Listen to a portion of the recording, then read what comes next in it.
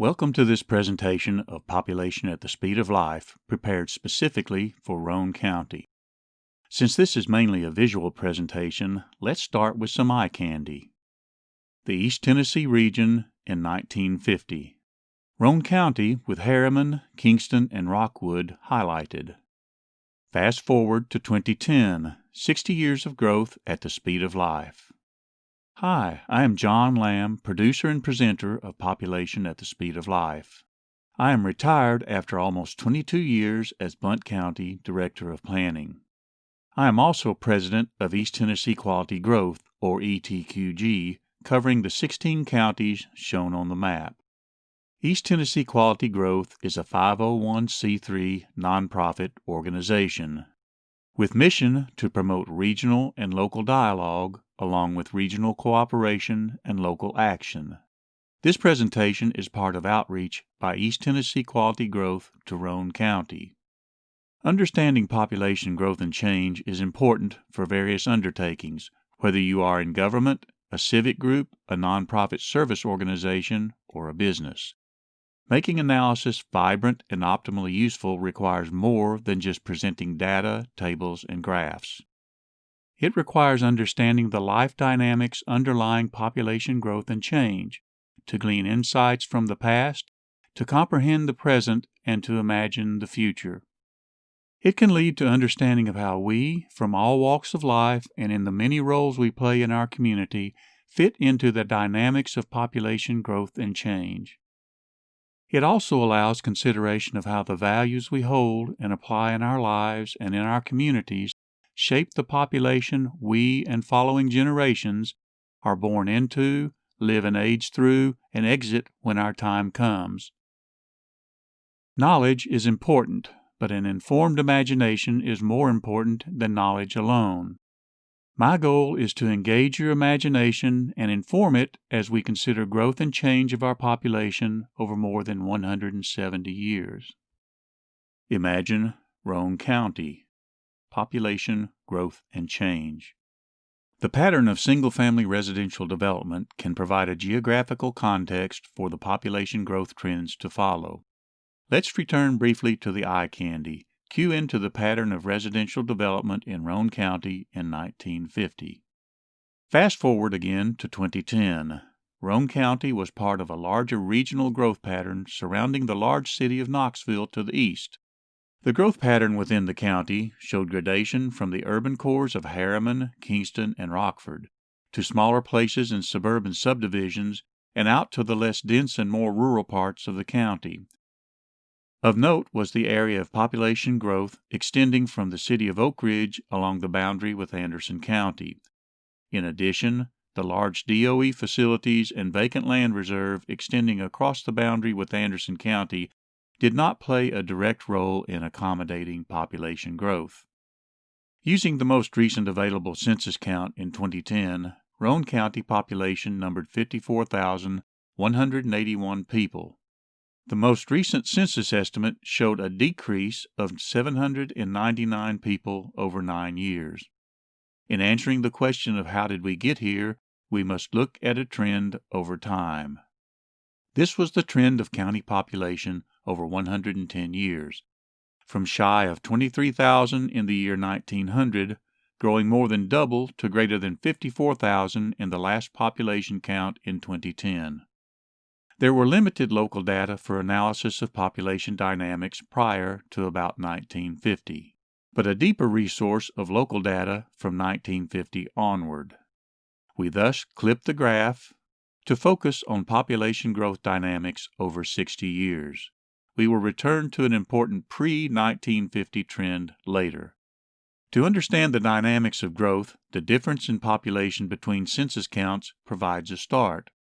In this initial instance, the county population grew by 7,468 people from 1950 to 1960. We can do the same calculations for each successive decade to discover the trend. And we can graph the results as decade population change. Note the variability. This reflected underlying dynamics or changes in the components of growth. The basic components of population growth or change were natural increase and net migration.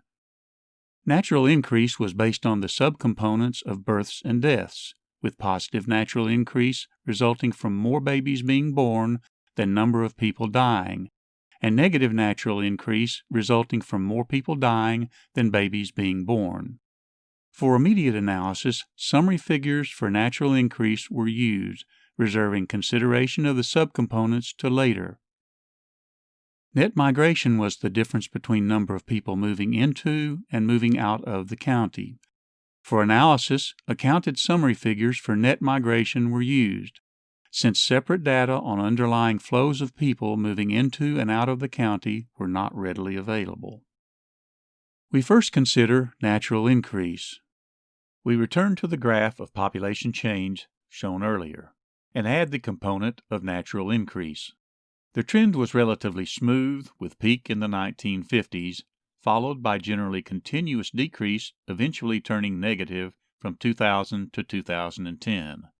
The peak in the 1950s may be attributed to the baby boom, with substantially more babies born adding to the population than people subtracting from the population by dying. Looking at the other end of the graph, we find natural increase turning negative, indicating proportionately more deaths and possibly slowing births. The two phenomena of baby boom and aging population were related, as the large cohort born around the 1950s, along with contemporary older precedent cohorts, aged 60 years into older ages with greater likelihood of death. Across the same time span in the nation as a whole, births showed a variation not evident in summary natural increase. From peak in the 1950s, birth rates and births fell to an initial low in the early 1970s.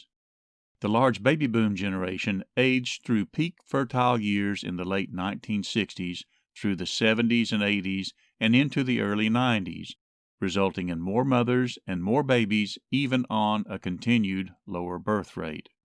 Overlapping and following in the late 1980s, 90s, and 2000s, increased international in-migration was concentrated in the fertile years of the subsequent Generation X and Millennials. The number of mothers remained at a higher level on a continued low birth rate, and this kept the number of births up even as the pace of births began to slow and peak by about 2007. Another reduction in birth rate to record lows began about 2008, ultimately leading to recent decrease in number of births at the national level. Where then will the county trend go in the future?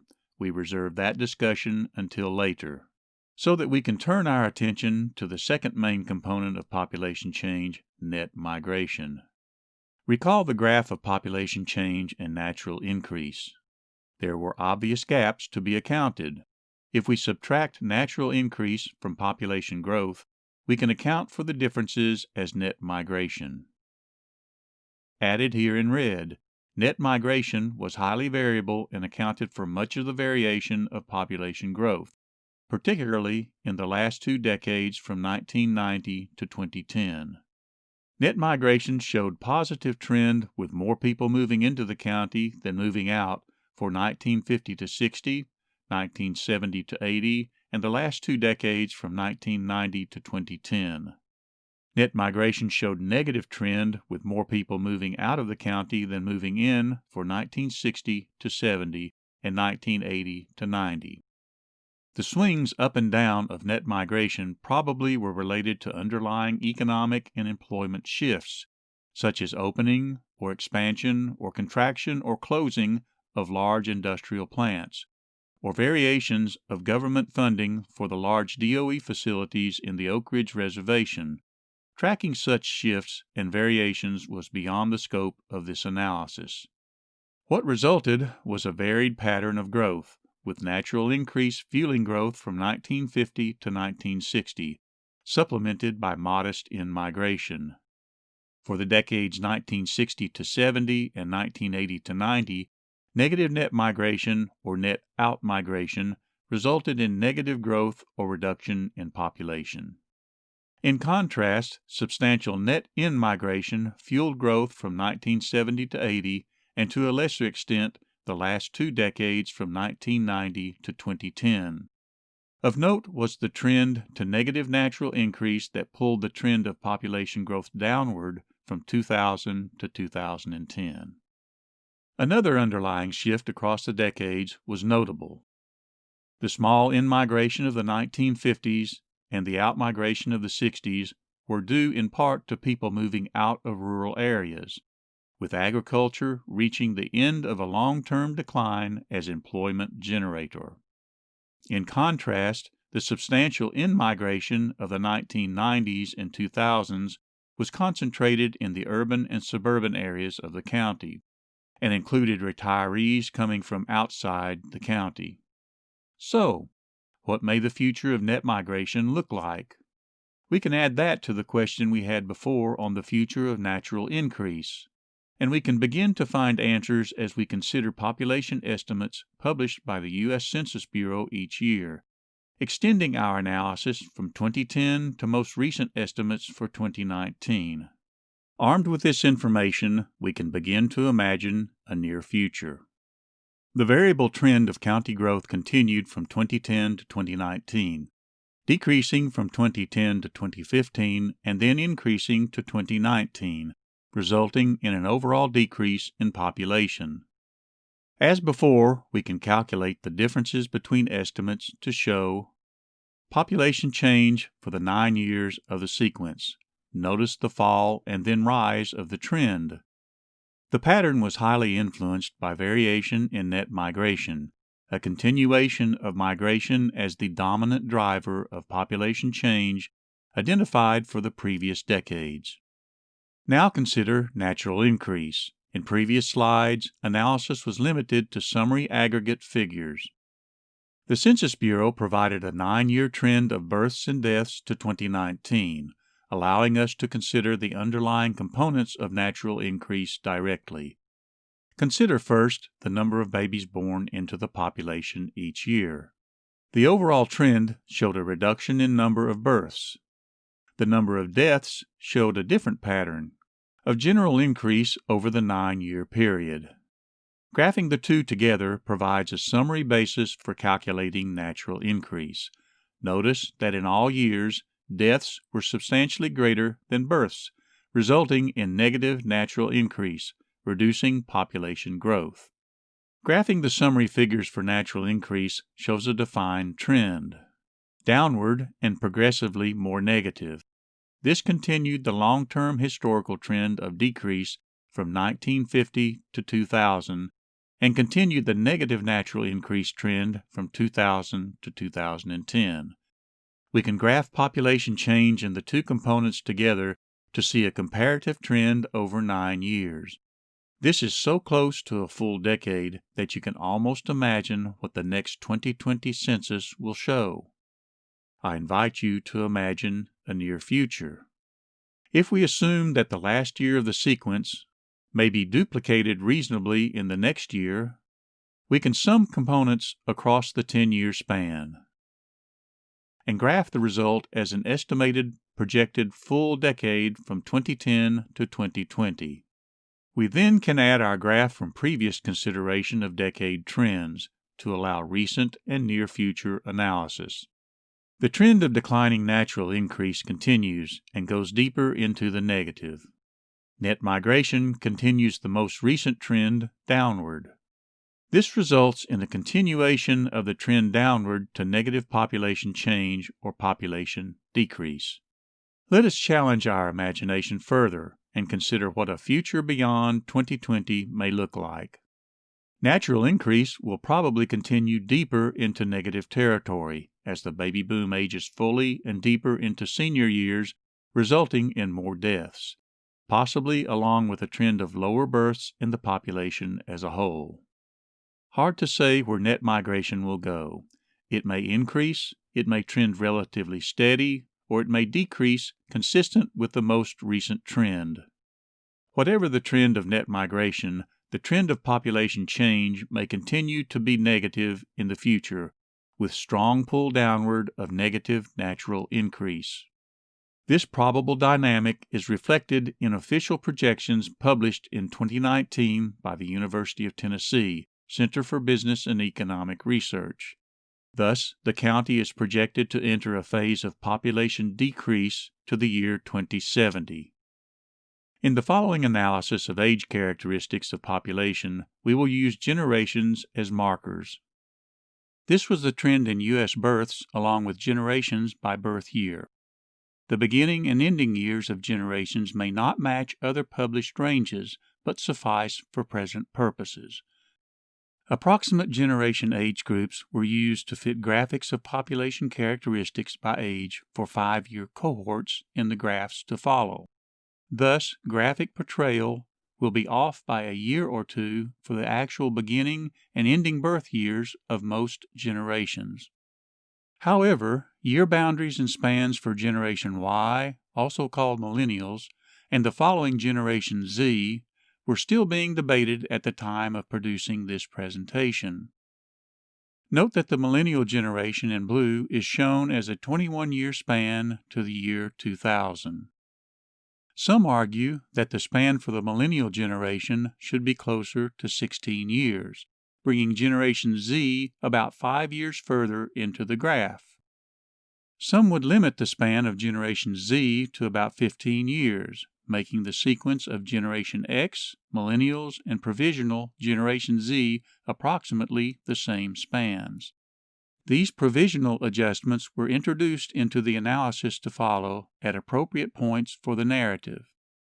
But for now, we focus on the baby boom.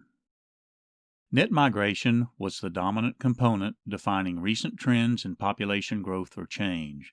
We can gain further insight into this component by looking at variation across age of the population. We highlight the baby boom for illustration since it was the generation that spanned our base data from 1950 to 2010. We also highlight the senior population for evidence of retirement migration into the county. Our immediate task is to disaggregate the decade summary figures we saw earlier. We focus first on the decade 1950 to 1960. Move the graph to the corner of the frame and disaggregate the summary decade figure into net migration by 5-year age groups, from 0 through 4 years old on the left to 75 years old and older on the right. We highlight the approximate age range of baby boomers present at the end of the decade in 1960 as our reference population marker.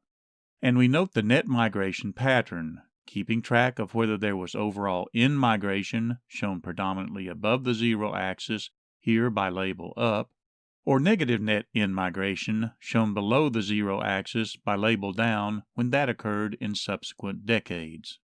As we follow the tracking by decade to 2010. The decade of 1950 to 60 showed overall in-migration labeled up. We now follow the tracking in successive graphs. Down substantially for 1960 to 70, a switch to overall up for 1970 to 1980, a switch back to overall down again for 1980 to 90, a pronounced switch up for 1990 to 2000, and continuing up for 2000 to 2010. Remember the overall decade-to-decade pattern of baby boom net migration for future reference. Up, down, up, down, up, up. As meanwhile, we turn to consideration of the senior population and retirement migration. Some report receiving promotional information from the American Association of Retired Persons, or AARP, beginning as early as their 50th birthday, and this seems to ramp up at age 55. 60 to 64 years old is considered by some as early retirement age. However, traditionally, age 65 has been the indicative age for retirement and Social Security benefits, and 65 has become the standard starting age for defining the senior population. For some of the following analysis, the ages from 55 to 64 were presented as extended context for narration. Traditional retirement age is highlighted on the graph of net migration by age from 1950 to 1960. Note that overall net migration was positive but very small for traditional retirement years, and also for age 55 and older. Fast forward to the decade 2000 to 2010. The net migration pattern became more pronounced and positive. The traditional retirement ages 65 and older accounted for 22% of total net migration in the decade, and accounted for 30% of total population growth. At net count, almost 1 in 3 new people was an in-migrating person 65 years old or older by the end of the decade. This provided evidence that the county was a retirement destination. Using the extended ages of 55 and older, net migration accounted for 74% of total population growth. At net count, a large majority of new county population migrated into the group that was age 55 and older by the end of the decade. This was important since the additional population age 55 to 64 in 2010, some of whom may have been early retirees, aged to become seniors by 2020, adding to the existing senior population that aged in place from 2010 to 2020. Let's pause for a moment to consider what seems to be an odd variation, a noticeable decrease of net migration in age groups from 15 to 34, with strong outmigration for ages 20 to 29. What could cause such a major variation in the pattern for those ages? The answer was probably varied and possibly complex. After graduation from high school, many young adults may leave the county for higher education. Some young people may seek opportunity in military service outside the county. What may be concerning for long-term population trends, those seeking entry-level or junior-level employment may find the county job market limited and seek work elsewhere. Also of interest was the concentration of net in-migration for younger people. Children generally did not migrate on their own, but followed the migration of their parents. The concentration of net in-migration in both the younger and older segments of the population was not characteristic of international migration. International migration was concentrated in the ages of 20 to 54, mainly toward the younger end of that range, and usually did not contain major retirement migration across international borders, nor did it contain high level of parents migrating with children from foreign countries. What may not be evident was that most local growth was from domestic migration, or the movement of people resident within the boundaries of the United States. This was confirmed in population estimates by the U.S. Census Bureau for 2010 to 2019. Though varying across the 9 years, at summary total net count, domestic in-migration dominated the trend. Retirement in-migration added to the senior population, but the senior population was increasing in any event due to longer-term demographic transformation. The baby boom again can help illustrate the transformation as we look at the distribution of population by age.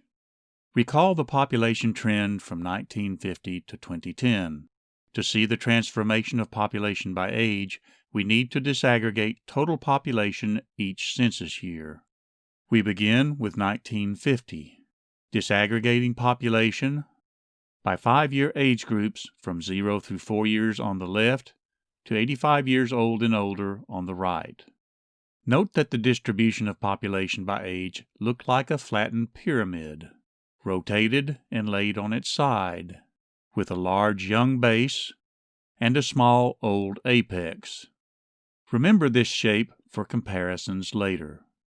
We add the baby boom present in 1950 as our tracking generation, and we track the generation decade by decade across the screen. We note the growth in the age groups as they aged each decade, either down, showing decrease in population, or up, showing increase in population. These directions down and up for the baby boom correlated with the downs and ups of net migration identified earlier. We track the baby boom across the screen to 2010, on the verge of entering senior years 65 years old and older. We leave the line for comparison to highlight growth or decrease. Recall now the pattern of net migration we established earlier for the baby boom. Up, down, up, down, up, up, by decade from 1950 to 2010. Watch the blue columns for age groups in relation to the pink comparison line to see migration play out in population distribution and to see the transformation of the distribution over 60 years.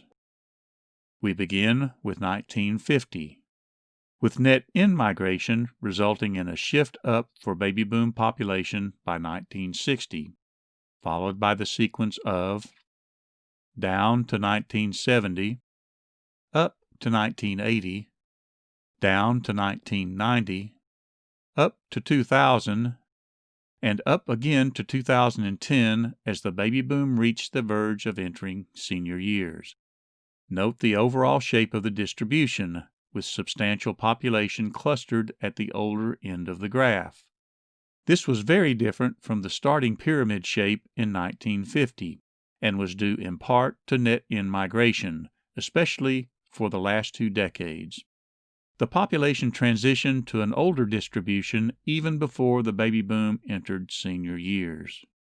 The relatively large bulge of the baby boom at the time raised concern of impact on future senior population and related programs such as Social Security and Medicare. The popular press and some academic sources had a label for the pending phenomenon, but I prefer to use a more local term: triple whammy. The baby boom was a large generation. Though it was reduced in the past by outmigration, it grew back substantially from 1990 to 2010. And something not evident, it was a generation that was surviving longer and thus reaching senior years in greater numbers. This last leg of the triple whammy may be the most important factor transforming population distribution by age, from the past and into the future. We will return to this important factor later. But first, let us look at the future senior population in the context of generations aging. This was the distribution of U.S. births by year to 2010 with generations overlaid. We cue on the GI or World War II generation born from approximately 1901 to 1924.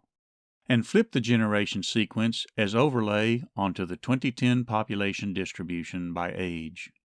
We again define the senior years age 65 and older, and age the generations across the screen, decade by decade, projected into the future. Note that the projections to follow assume continued mix of net in-migration and out-migration by age group in the future. Thus, the blue columns may increase or decrease as they progress across the screen. We begin with the baby boom on the verge of entering senior years in 2010. Using official projections published in 2019 by the University of Tennessee Center for Business and Economic Research, we see the baby boom age to 2020, with a large portion of the generation entering senior years. This is the projected situation coterminous with the production of this presentation. Looking ahead another 10 years shows the baby boom fully aging into senior years by 2030. By 2040, most of Generation X will age into senior years, followed by entry of the leading edge of millennials or Generation Y by 2050. By 2060, most millennials, defined as a 20-year generation, will age into senior years. But this calls to the fore the alternative definition of generations, with Generation Z provisionally claiming ages 60 to 64. If we use a 15-year span for Generation Z and age that provisionally defined generation 10 years, we find about 2/3 of Generation Z aging into senior years by 2070. The teens and young adults of Generation Z present today in 2020, including those that may in-migrate into that generation over the decades, will be future additions to the senior population, and will maintain overall population transformation as an older distribution 50 years hence. We can now dig deeper to show the trend of senior population growth as percent of total population, to highlight the dramatic transformation of the population distribution over 120 years. This is the trend of senior population from 1950 to 2010 and projected to 2070. The graph shows continuous increase with a noticeable rush as the relatively large baby boom ages into senior years from 2010 to 2030, and a leveling out from 2040 onward. In contrast, the total population shows decrease after 2010. Note that with total population decreasing, the proportion of seniors to total population will continue to increase even as the trend of senior population levels out. To gain more comparable summary numbers, we can calculate the percentage of seniors to total population, resulting in a graph illustrating relative growth. The percentage of total population accounted to seniors age 65 and older rose from 1950 to 2010. The population was aging even before entry of the baby boom into senior years. The pace increases as the relatively large baby boom is projected to age into senior years from 2010 to 2030.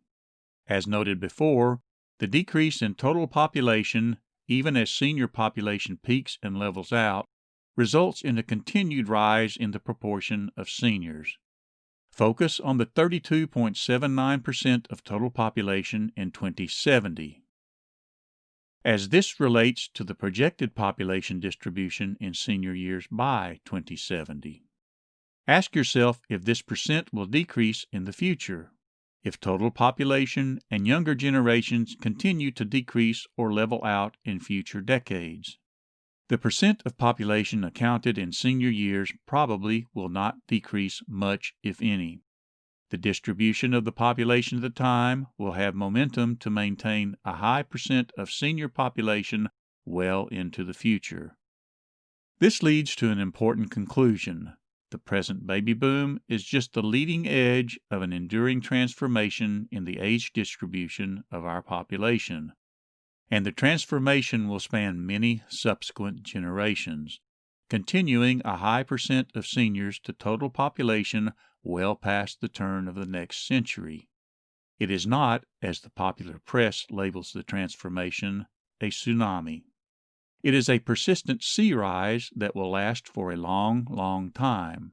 It involves generations present in the population today in 2020 and will involve subsequent generations to come for the remainder of the century and beyond.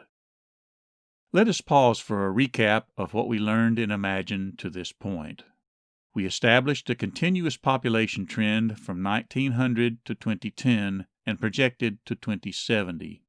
Most of our initial analysis focused on the years 1950 to 2010 to illustrate underlying growth dynamics of natural increase and net migration. Natural increase showed a trend of decrease, eventually trending into negative territory from 2000 to 2010. Net migration was the more varied and the stronger determinant of trends in population change. We used our imagination to extend analysis to 2020 and the near future to show that deaths would substantially outnumber births and natural increase would continue its trend deeper into the negative, providing a substantial drag on the still prime determinant of population growth, net migration. Projections indicate that the population will begin to decrease after 2010, as the interplay between substantial negative natural increase and variable in-migration continues. Along with all of this, we saw a transformation of the population, with seniors age 65 and older accounting for a progressively greater percentage of the total population, with momentum through many generations to carry the transformation into the future and beyond the turn of the next century. What was not as apparent in the aging transformation was a powerful factor which had its origins back as far as the turn of the century in 1900. Nationwide, people undertook to improve public health, medicine, nutrition, education, and overall prosperity. These and other improvements combined to extend lives and push deaths to older ages. The underlying trend was summed in the very important demographic component of population growth and change: survival. We got a heads up when we identified surviving longer as a third leg of the impending triple whammy, with the baby boom on the verge of entering senior population in 2010. To facilitate consideration of this important factor, we use a series of U.S. survival functions every 10 years from 1900 to 2000.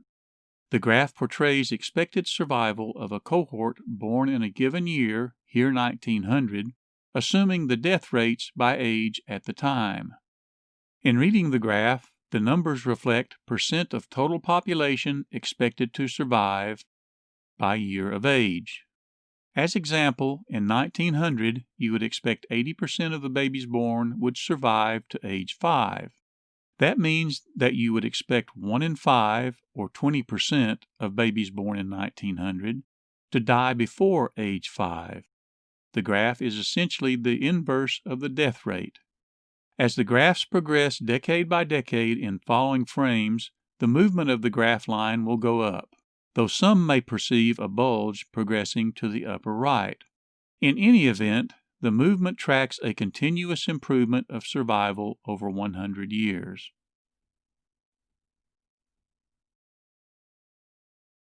By the year 2000, the expected survival to age 5 reached close to 100%. This reflected a great leap of improvement from expected 1 in 5 deaths in 1900 to less than 1 in 100 deaths by the year 2000. Of note was the proportion of improvement that occurred prior to 1950. Most of the improvement in survival happened from 1900 to 1950, especially for the younger population, and most of that was due to the dramatic increase in survival for the population younger than 5 years. There also was a cumulative improvement of survival across all ages, such that a baby born in the year 2000 could expect to greet a near 100% year-to-year survival well into its adult life, and expect its cohort to survive to age 50 and older in high numbers.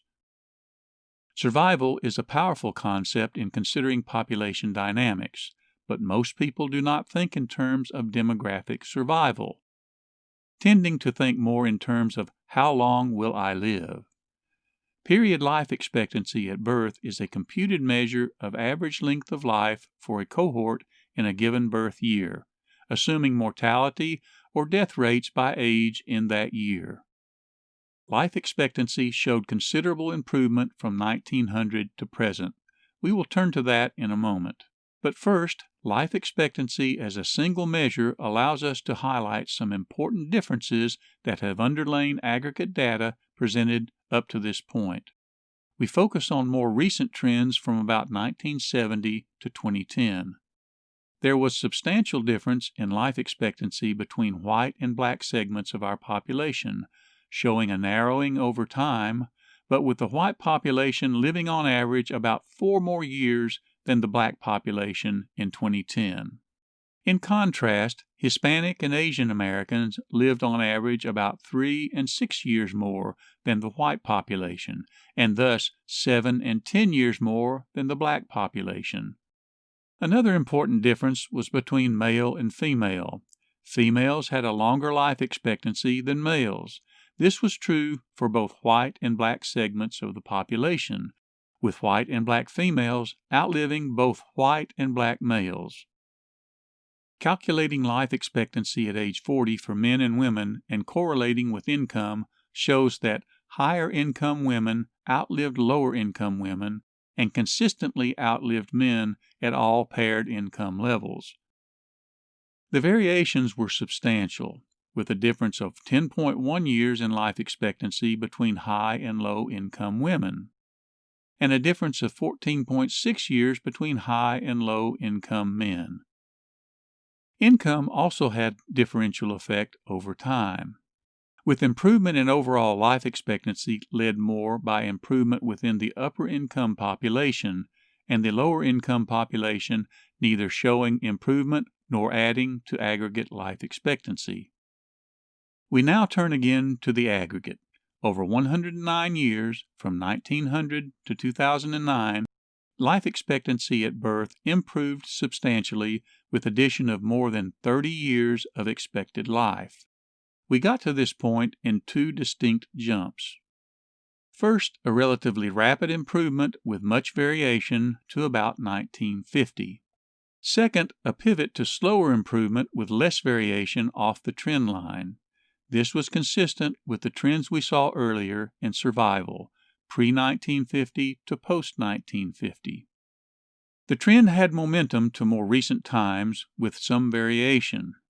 Recent trends showed a downward drift from 2013 to 2018, which reversed by 2019.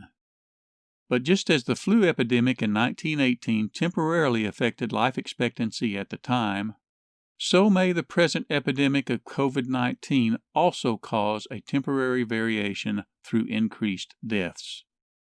However, the longer-term trend will probably continue improvement, with projected addition of 10 years by the turn of the century. Might the projections be conservative?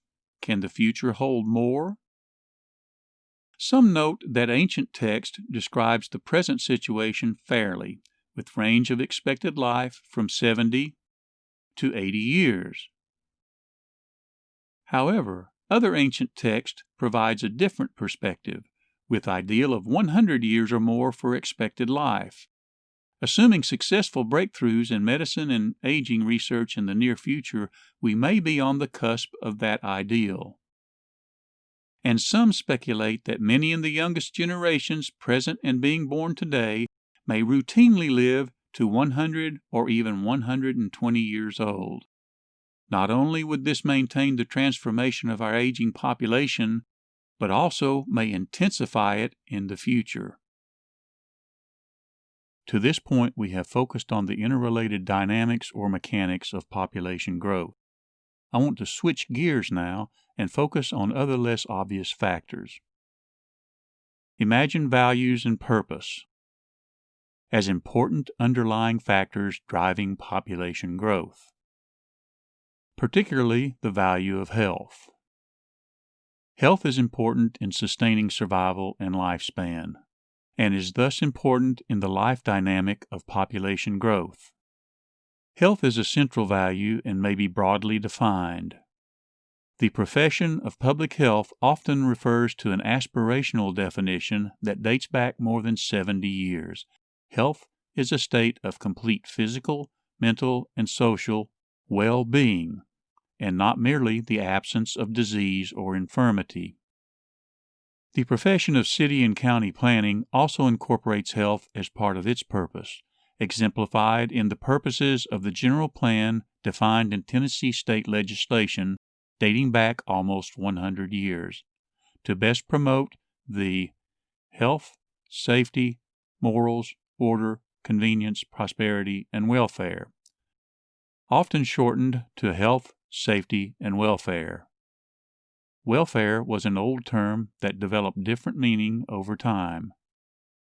The broader term well-being from public health may serve better in present discourse. We noted earlier that life expectancy varied by gender, race, and income. This was related to variations in health and well-being, and also showed broad geographical variation. In particular, the South, as context for East Tennessee, ain't too healthy. Tennessee and many other southern states fall below the national average for life expectancy. Tennessee ranks down 45 out of 50 states. The reduced life expectancy of Tennessee population is related to incidence of obesity and inactivity. Obesity and inactivity are linked to higher incidence of serious diseases that can lead to earlier deaths and thus lower life expectancy.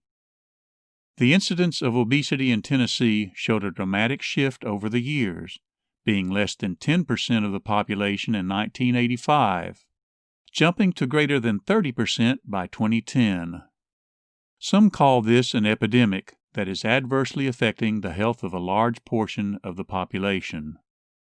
The epidemic goes hand in hand with inactivity of the population, with Tennessee again showing adverse ranking along with other southern states. So, what is the prescription for better health and longer life? Dr. Bob Overholt of the local public television health and medicine show recommends exercising, eating properly, getting a good night's sleep, and including laughter in your life. Exercise in particular is important and can have beneficial effect on health and well-being comparable to a blockbuster drug, and it can be an inexpensive prescription that includes routine activities of daily life in our communities. Health is related in many ways to our built environment in which we undertake those routine activities of daily life in our communities, and is an important part of quality growth. This is recognized in the profession of city and regional planning, particularly planning for active communities that can harvest the health benefits of exercise. The profession of public health also recognizes the importance of the built environment in sustaining well-being, and there is a growing literature on how we can build our communities to enhance health. The Tennessee Department of Health has recently launched a built environment and health program which recognizes that how we build our communities is tied to primary prevention of disease and infirmity. Let us now tie things together and exercise our imagination. Imagine generations connected.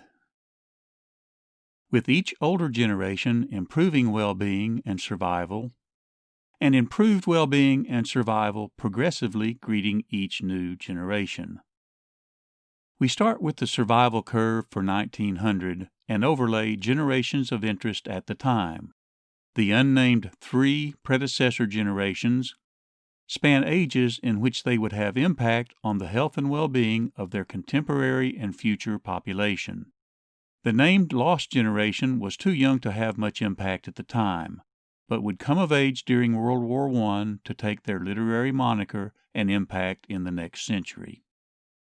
Let us now fast forward 50 years to find the predecessor generations aging out of high-impact years by 1950, with the lost generation in their prime, along with the GI or World War II's greatest generation, and the early years of the silent generation that would come of age at the end of World War II and shortly after. Over 50 years, these generations were instrumental in the big jump in survival to 1950, which greeted the baby boom. The accomplishments of at least 6 previous generations boosted the health, well-being, and survival chances of the large new generation being born around 1950. In recognition of improved health and longevity, let us expand the high-impact years to age 85. And again fast forward another 50 years. By the year 2000, the first 3 predecessor generations passed off the graph. The lost generation and the leading edge of the GI generation aged through and out of high-impact years.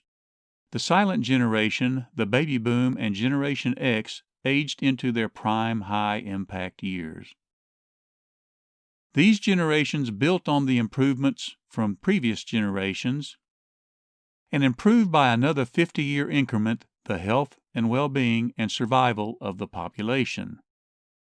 The new Generation Z in provisional age span was greeted by a small incremental improvement from 1950 to 2000, less it would seem than that which greeted the baby boom in 1950.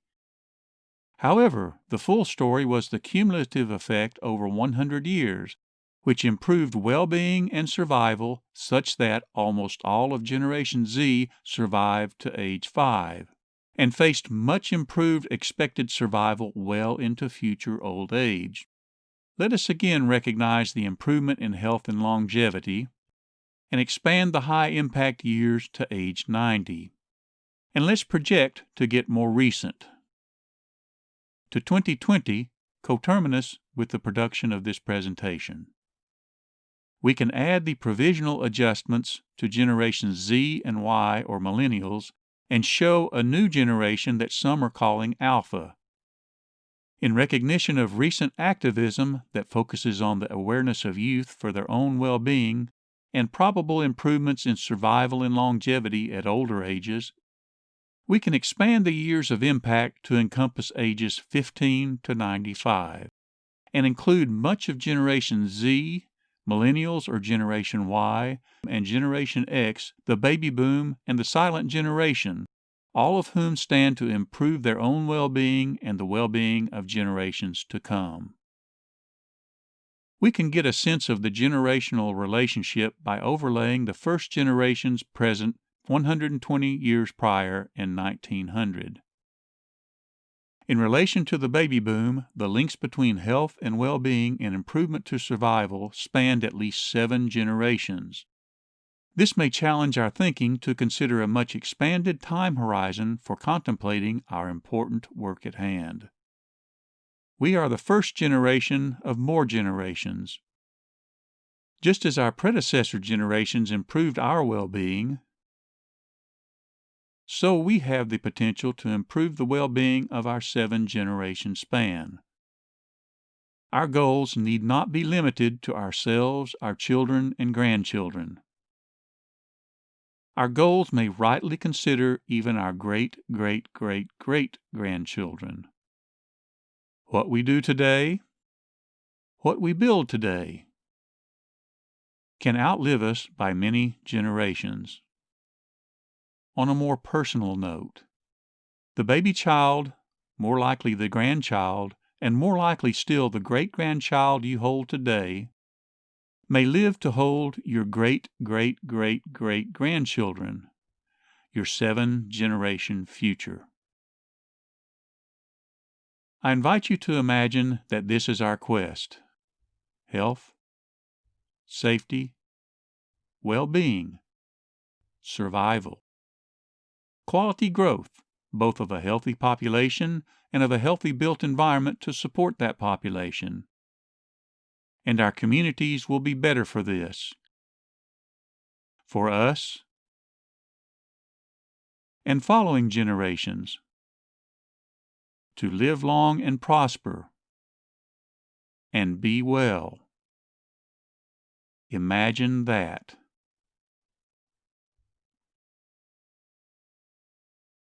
This presentation is an outreach of East Tennessee Quality Growth to encourage regional and local dialogue, along with regional cooperation and local action.